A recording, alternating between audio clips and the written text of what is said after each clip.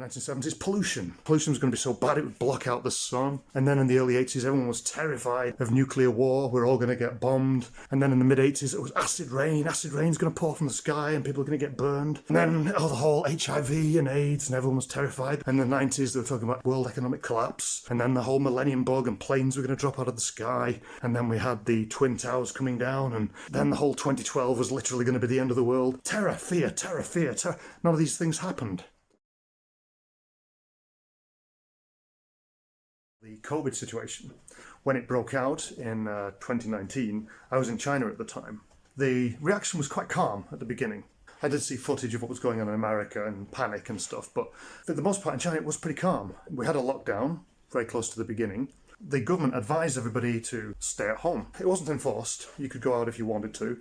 The streets were quiet, the restaurants and the shops were mostly closed, some things were open. If you wanted to go into a bank, you had to have your temperature scanned before you could go in. Wearing masks is a much more normal thing anyway in China. The surgical mask thing that's become widely seen was almost part of Chinese culture anyway. There was always a certain percentage of people who were worried about traffic fumes, for example, so they'd wear these masks. It wasn't that out of the ordinary. So I got used to wearing the mask quite early. Since I've got back to England, it looks almost like mass terrorism. And the media's just terrorising everybody with this whole COVID situation. We didn't have YouTube in China, it's banned in China. I've sort of become aware of this whole conspiracy theory strata and a backlash to the vaccines, and apparently there are things people call anti-vaxers who are against the vaccines, and other people who are upset because they have to wear masks and it's mandatory, and a lot of upset.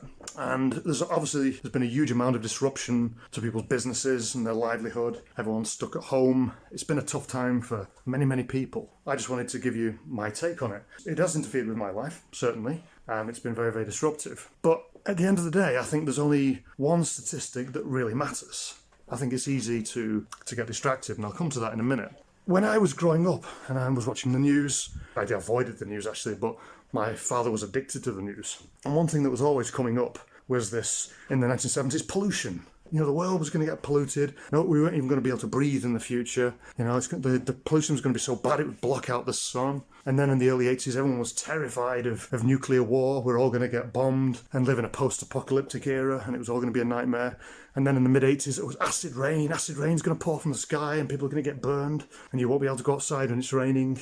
And then the whole HIV and AIDS, and everyone was terrified that we're going to depopulate because of HIV and AIDS. And in the 90s, they were talking about world economic collapse. And then the whole millennium bug and planes were going to drop out of the sky. And then we had the Twin Towers coming down, and some people thought it was the end of the world that I knew. Then the whole 2012 was literally going to be the end of the world. Just terror, fear, terror, fear, terror. None of these things happened. And there's been a huge amount of upset and fear and worry over the whole COVID situation. I didn't actually see this, but a friend of mine told me. He saw somebody on national television say, talking about the lockdown and all the precautions and the vaccines and the wearing of masks. He said, yes, it's all very disruptive, but if it saves just one life, then it's worth it. It's all worth it. My take on that is, I disagree with it completely, and here's why. People are dying all the time, you can't really avoid this. Does that mean everybody should stop living? I'll give you an example. In my childhood, I grew up in a suburban area, quite large houses and gardens and park areas around. It was a very nice place. There was also a canal running behind the estate. Apparently some kid fell in the canal and nearly drowned. Didn't actually drown, nearly drowned. It caused a panic.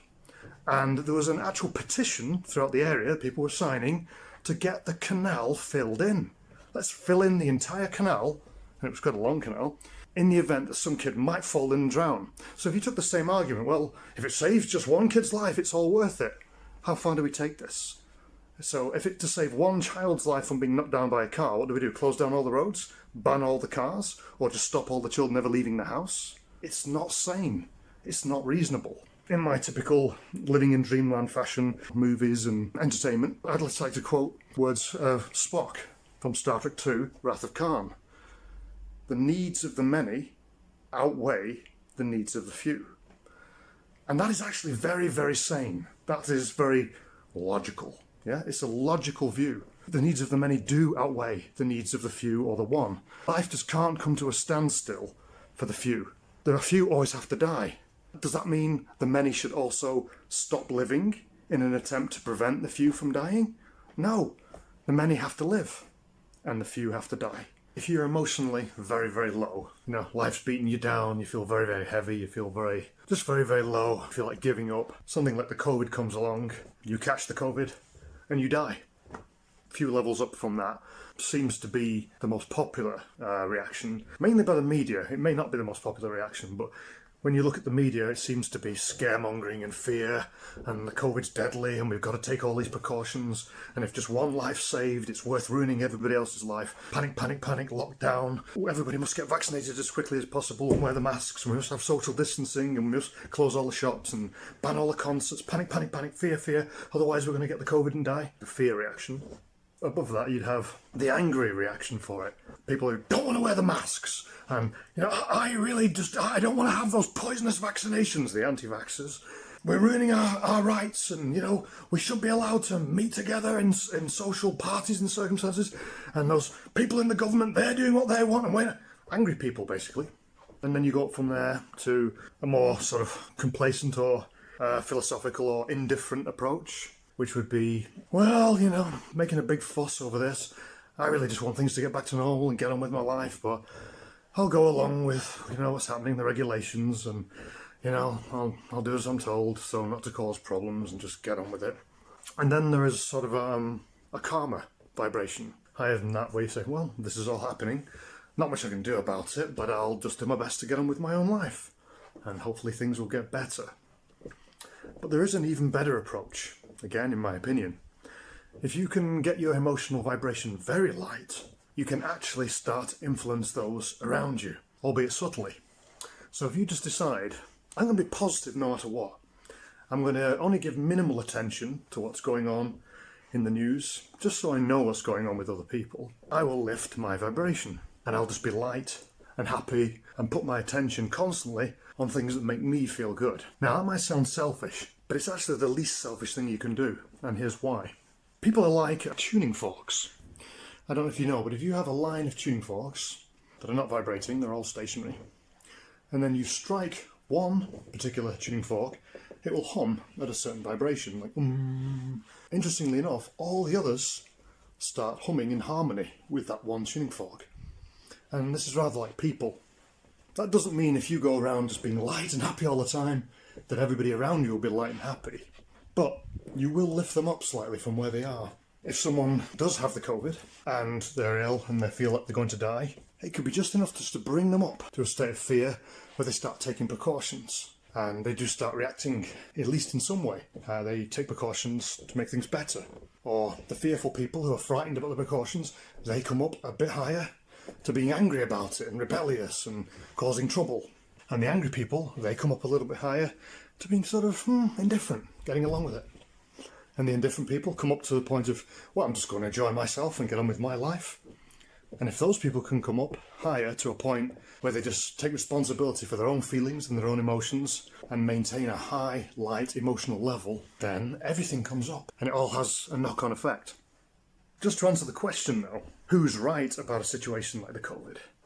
The short, simple answer is everybody. The people who are dying of the COVID, it is a very real thing that's killing them. People who are frightened, they're frightened of a very real threat. The people who are angry, the biggest threat to them is the disruption in their lives. And when you're higher again, it has no threat to you, because the higher you are, the better you fight off illness, infection, disease. And to a theoretical point, as you go up, it's actually out of your reality. So even something that can kill people at a low vibration won't harm somebody at a higher vibration. It's not a question of who's right or wrong, because everybody's right.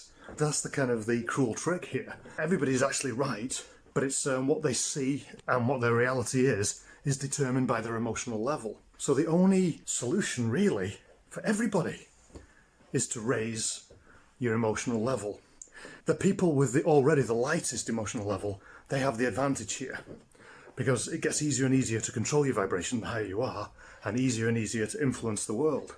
But for whoever you are at any level, if you can just conceive going one step up at a time, you'll make all the difference in the world. If you look at history, there are always people dying, whether it's war, plagues, disease, famine, what have you. People die. After World War I, many people died of Spanish influenza. This is kind of unavoidable. Until technology gets to the point where we have non-biological bodies that don't age or get sick, won't get sick, won't get any older, and won't ever die. Until that happens, we have human bodies that can die. There's always going to be something that will kill us.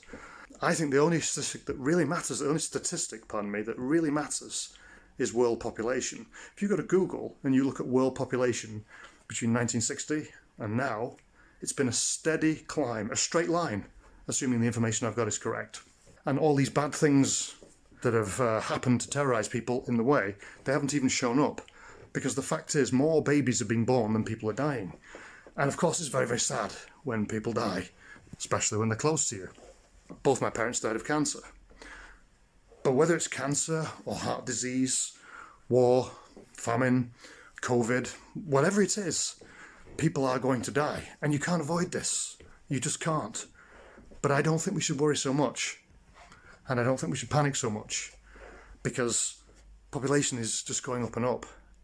And we're going to be okay.